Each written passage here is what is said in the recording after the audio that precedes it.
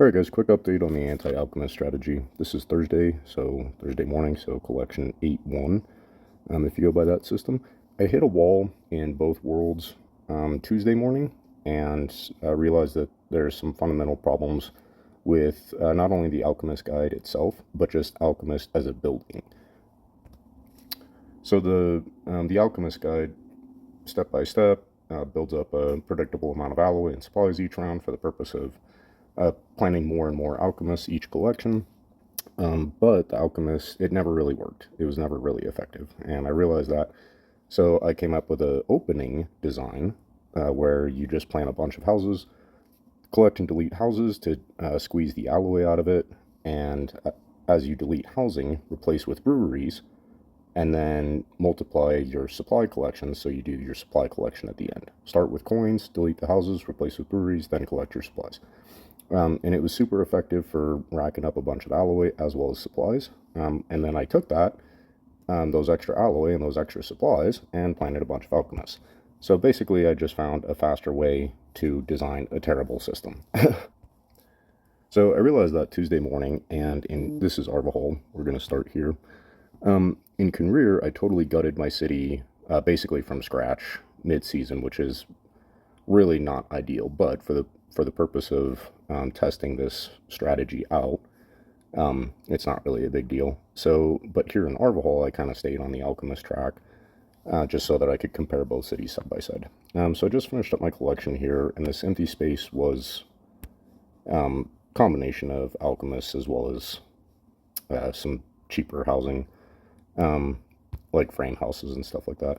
So I deleted those. I have enough resources now to continue planning some more pillories, just for actions and maybe a couple decorations for the map. So that's the goal after this collection. But let's compare both cities side by side and kind of see what the difference ended up being. In Conrear, I deleted all of my alchemists completely and planted a bunch of bakers instead of the alchemists. And we'll look at that here in a second. But essentially, it freed up a ton of population. Whereas the alchemists kind of chews up your population, and by deleting all those alchemists, I was down to a few bakeries, but had a bunch of available population to collect and delete during the collection, and then go back to the original strategy that I started with, which is collect and delete housing, replace with breweries for the multiplier effect, and then collect bakers. So I kind of went back to that strategy in Conrear mid-season, wasted a bunch of alloy and resources on the alchemists that I deleted, but lesson learned. Like I said, for the purpose of testing this experiment out, it's not really a big deal. But we'll compare them side by side. For now, let's start with just a side-by-side comparison of alchemist versus baker. So let's compare a pair of alchemists. So it's the same 12 squares compared to a single baker. Let's compare those side by side. Cost is pretty comparable. 100k coin on the pair of alchemists, 84 baker, 120 supplies, 100 supplies. So the alchemist pair is a little bit more expensive, but not by much. 120 population. Biggest difference is the alloy on the cost side. So 400 alloy for the pair of alchemists, 1000 alloy on the baker. I'm going to come back to the alloy idea, but take a glance down here. That's what they produce, assuming that you're collecting at full happiness.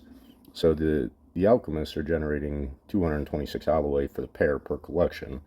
So you can see that it's only going to take 2 collections to break even on the cost, whereas the baker is going to take 3 collections. So we'll come back to that idea, but just observe that for now.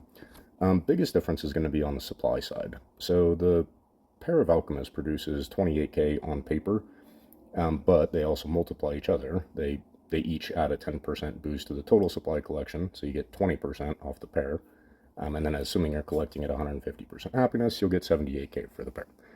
Baker does not have a multiplier built into it, but assuming you're collecting at 150% happiness, you'll get 90k.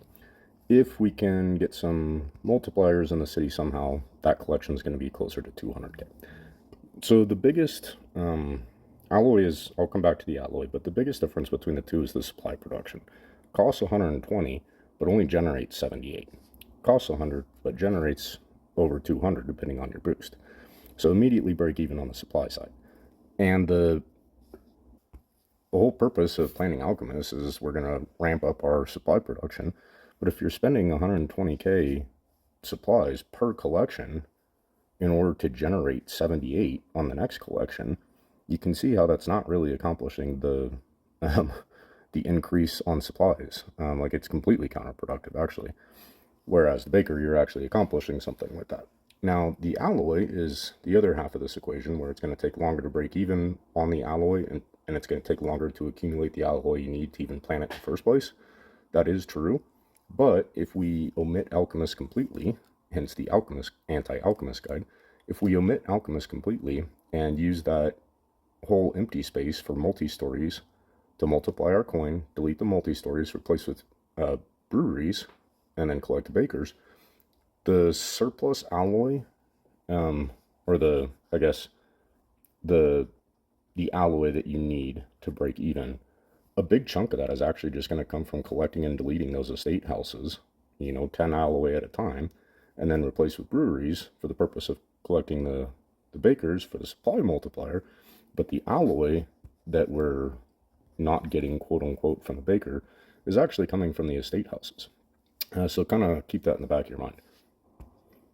More to the point, though, it takes longer to break even on the alloy cost, but Baker is producing more of it in terms of just sheer quantity. The Baker is actually almost 150% more productive on the alloy production. So yes, it takes longer to break even from your original cost, but per collection is actually generating more.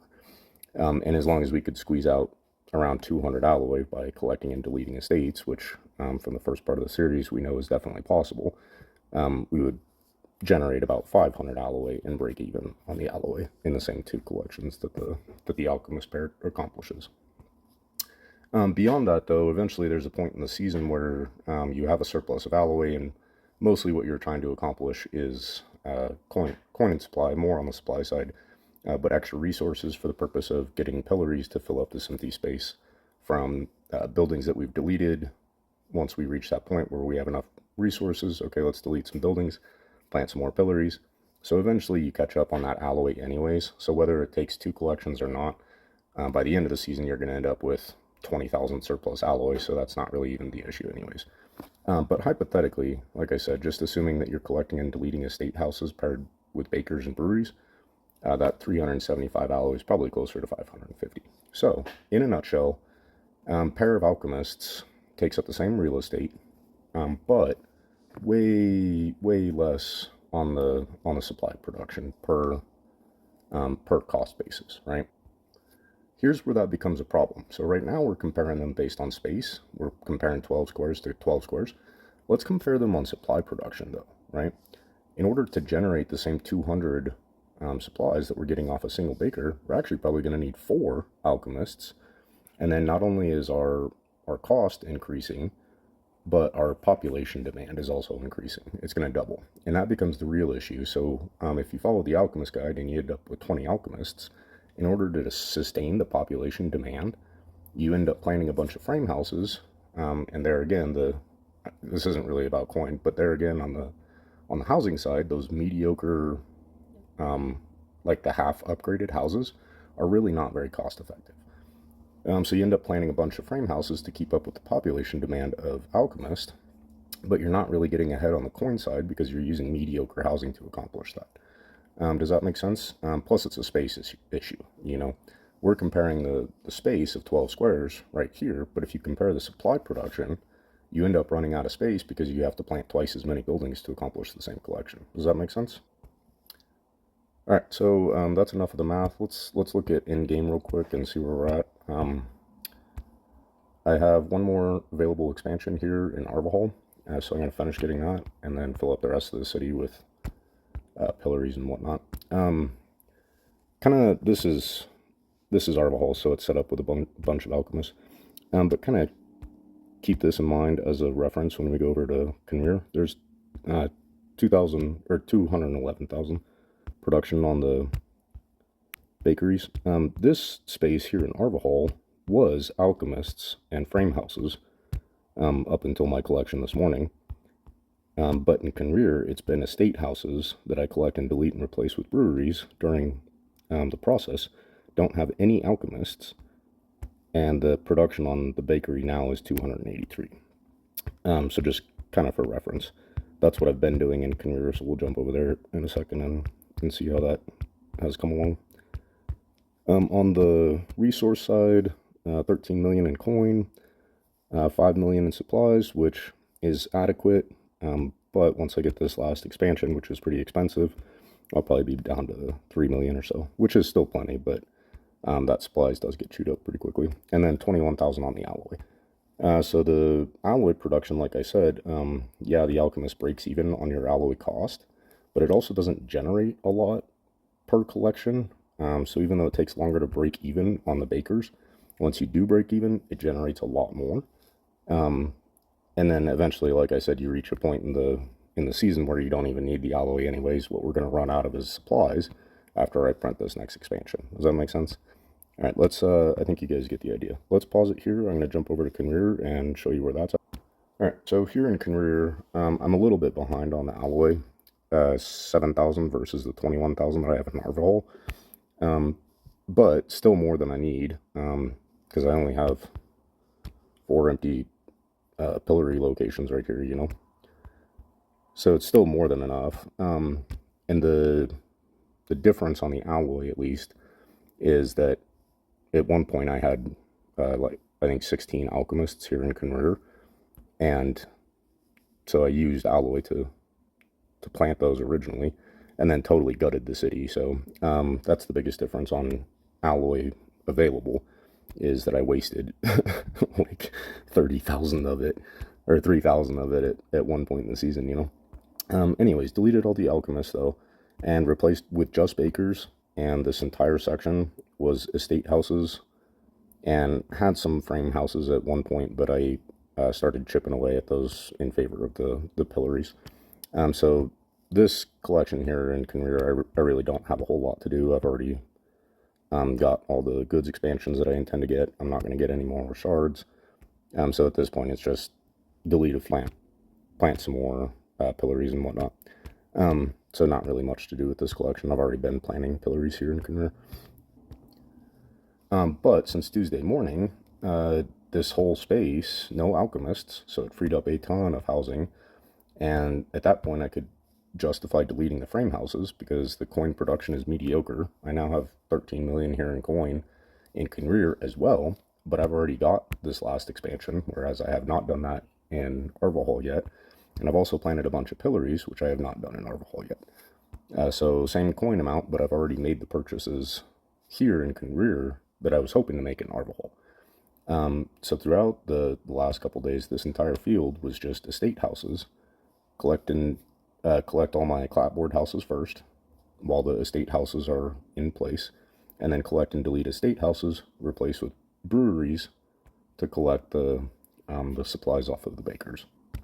Kind of choppy to make that adjustment mid-season, but it actually played out well enough. I mean, I still have 4.7 million in supplies, whereas Arvalhall is at 5.7, but we are going to buy another expansion there, so that's going to get chewed up pretty quick. So plenty of supplies, plenty of coin, a little short on the alloy side, but considering how much I wasted on the alchemists, that's also reasonable. And that's just in 2 days of adjusting this strategy. So imagine, because from like Friday of last week was when I started planning alchemists, and then on Tuesday of this week I realized that the alchemist itself, just as a building, is fundamentally flawed. It's not that the alchemist guide per se was wrong, it's that the alchemist as a building is a bad selection. And I didn't realize that until this week. But imagine if I maintained this system just from the very get-go. The system that we started with opening, just have a bunch of houses, collect and delete, and instead of planting alchemists, go straight to bakeries. I mean, if you got to use 1 or 2 alchemists on the first day just to get it going, that's understandable. But the sooner you can get to bakers, the better, and just omit alchemists completely. So if I had started doing this system last week and just totally omitted the alchemists, I would be at this point currently a few days ago. And we all know actions are the real nitty gritty. So if you don't start producing a ton of actions until 5 days before the season ends, that's great. You're getting extra actions, but only for that many days left of the season. Whereas if you could get 8 days of that hyperactive production, that would be the ideal. So I think that's pretty much it in a wrap. I tried to make a video on Tuesday when I did the collection because I did realize that, and it was just very choppy. So I'm not going to upload that. It was very choppy and just disorganized because I'm learning this system as I go. It's new for me as well. So, but I think that's it for now. I'll do another update on this system in somewhere in the middle of next season. Because here in both systems, I started off with my original opening idea, but then kind of transitioned into the end game of the Alchemist Guide, and that's what I realized I messed up. Like I said, is just the building itself is the issue. It's not so much the way that the Alchemist Guide is designed; it's the buildings that they're using altogether. So this next season, knowing that, I'll be able to start the season from scratch and actually stick to this process the entire season. So I'll do a little update on that middle of next season, just so you guys can see what the progress on that looks like without me having to learn as I go. So I think that's it for this and this season. I think that you guys can picture where this is going from here. So I'll talk to you guys later. God bless and goodbye.